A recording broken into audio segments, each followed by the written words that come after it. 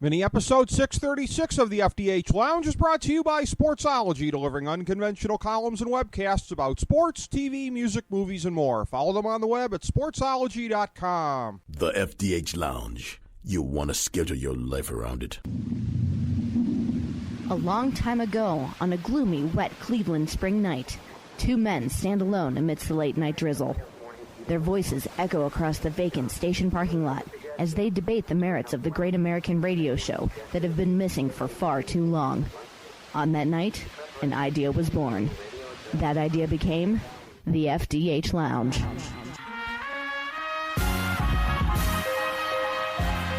Welcome to the FDH Lounge. Hello, everyone. Welcome to the FDH Lounge. This is FDH Managing Partner Rick Morris, and it is our tremendous privilege to be able to welcome one of our greatest guests back to the show today. It is always a pleasure when you're able to speak with somebody affiliated with any kind of media or broadcast entity who, over a period of time through their service with that entity, really kind of comes to be synonymous with them. We were fortunate enough to do that recently here.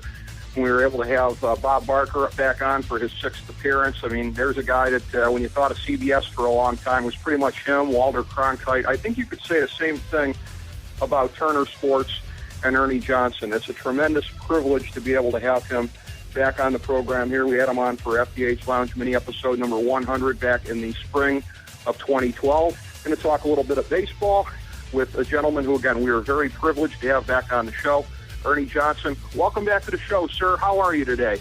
Rick, it is great to be back with you. How are you?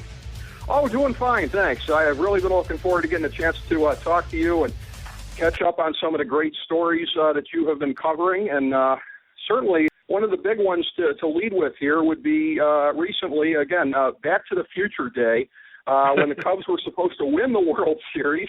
Instead, they get eliminated from the National League Championship Series. Maybe the most Cubs thing ever. I don't know. But what were your thoughts on that series? You had to have high expectations going in, two young, exciting teams.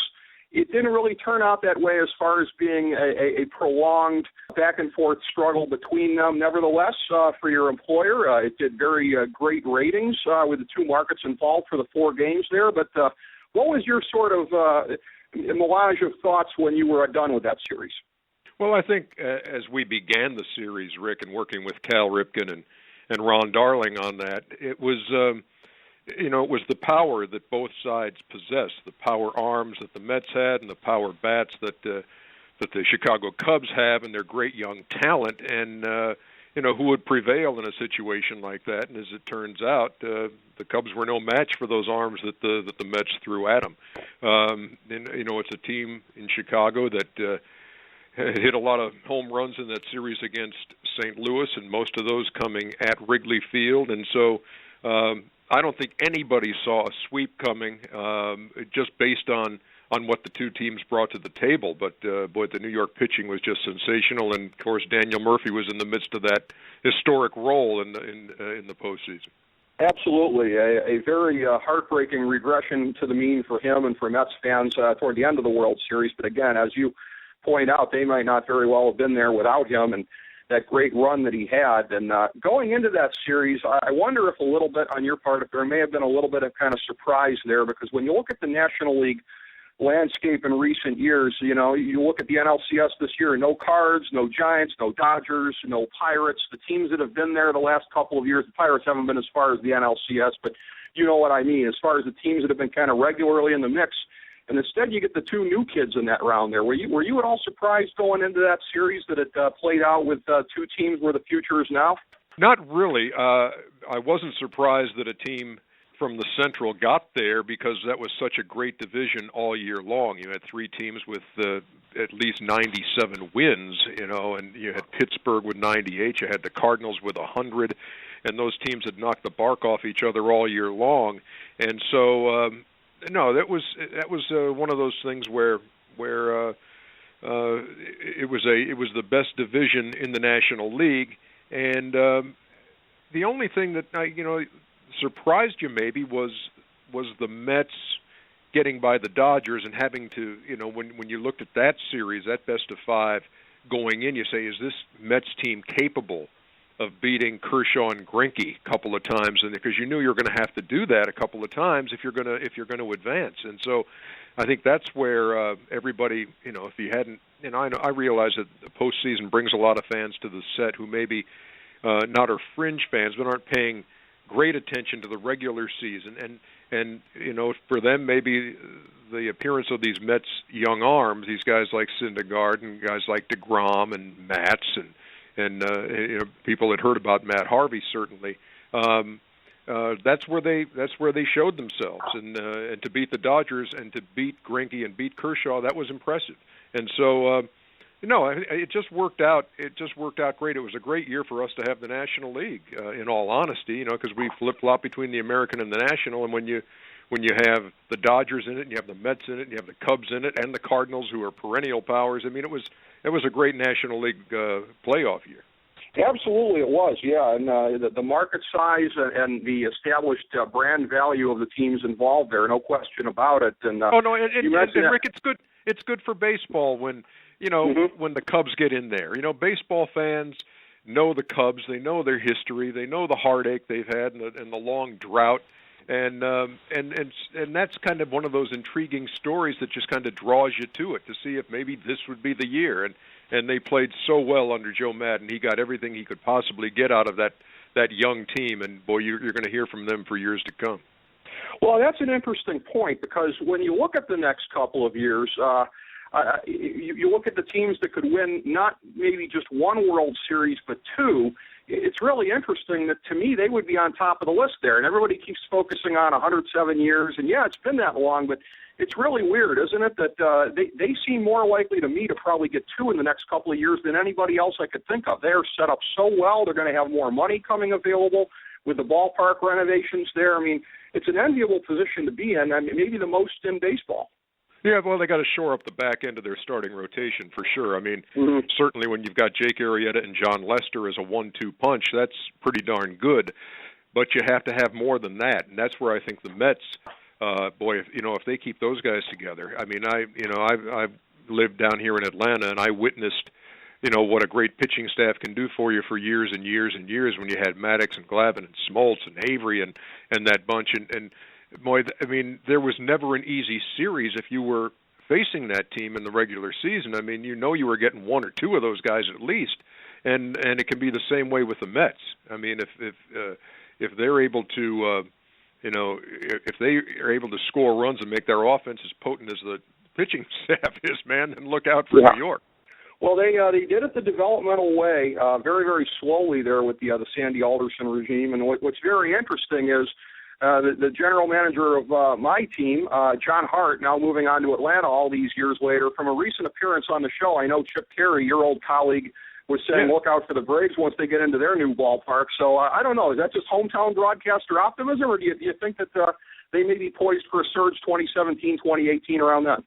Yeah, I think that's what they're looking at around here because certainly they went in the rebuilding mode and they took the lumps they thought they were going to get this year in Atlanta. But sure, I think that's kind of would be in the master plan. It was when you're going to move into a new ballpark and you want to put a product on the field that's going to draw fans there. I mean, a park gets you there, gets fans there for the novelty.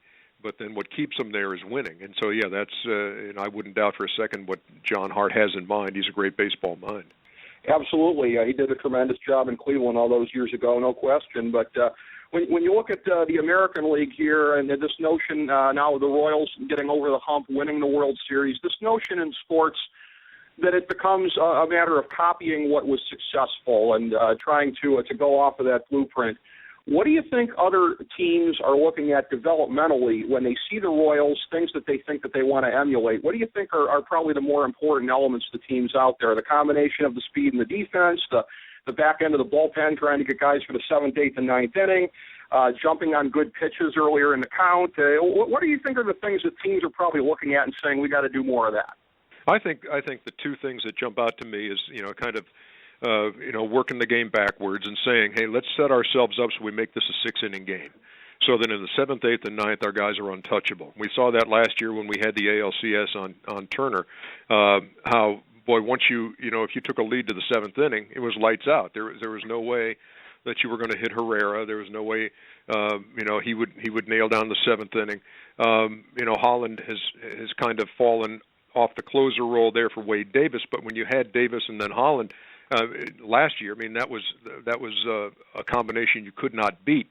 But I think that's it, and I think putting the ball in play is the other thing. I mean, I just think not striking out, making the other team make a play. You never know what's going to happen, and you see in the World Series that it wasn't, really hard hit balls that were that told the tale of that tail end of that series. It was getting the ball in play, making the other guy make a play. You never know if somebody might boot something in a crucial situation. It came true in that series. So I think those are the two things that jump out. I think teams have known a long time the speed element is there, but when you had guys like Dyson and Gore on Ned Yost's team that he could bring off the bench and make something happen on the base paths late, that putting the ball in play and working from the back end of the bullpen on, that's been kind of the formula. And I think you are seeing teams out there who said, yeah, let's try to shorten the game to 6 innings and see how that works for us.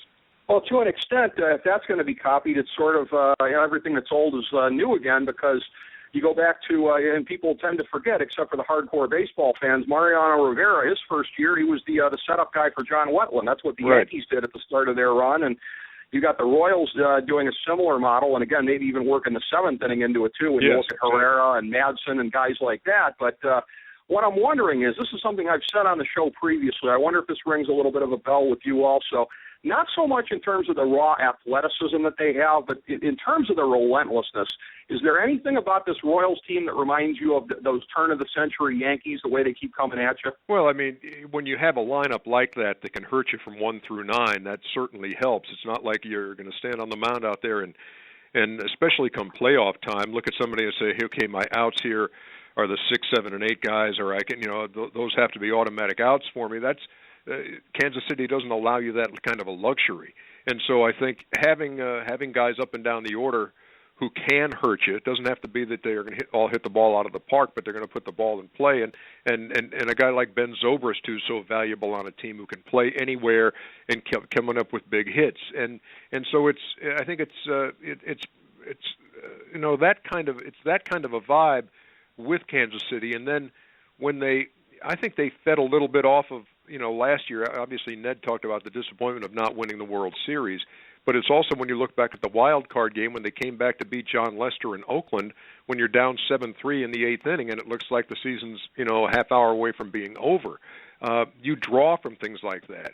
You feel like we've done this before, we can do it again, and so when you get in that situation again, you don't panic. You say, we're capable of doing this. We've done it before with these guys in this lineup, and so I just think that feeds into it. And you get a very confident bunch and a feeling on that team that, look, you can't have us down enough because we're going to keep on battling.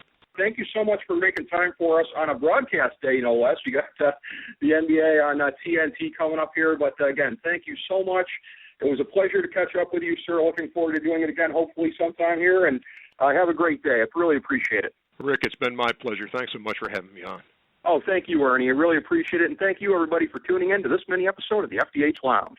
As we bring the show to a close, we would like to extend our deepest gratitude to NBC, CBS, ABC, Fox, all Clear Channel affiliates, TNT, TBS, USA, UPN, Deadspin.com, YouTube.com, YTMND.com, MySpace.com, various blogs, Fox News, CNN, CNBC, MSNBC, IamBoard.com, Billboard.com, Google.com, ESPN, ESPN2, ESPN News, ESPN Classic, NBA TV, NFL Network, Sports Time Ohio, Athlon Magazine, Comedy Central, Cartoon Network, The Boomerang Channel, QVC, BET, The Spice Channel, Steno Notebooks, Manwich, Papermate Office Supplies, waitresses, strippers, bartenders, garbage men, janitors, microwave popcorn, the writers of The Office, Scrubs, Entourage, My Name is Earl, Oz, Metalocalypse and the Boondocks, Aquafina, and the periodic table of elements.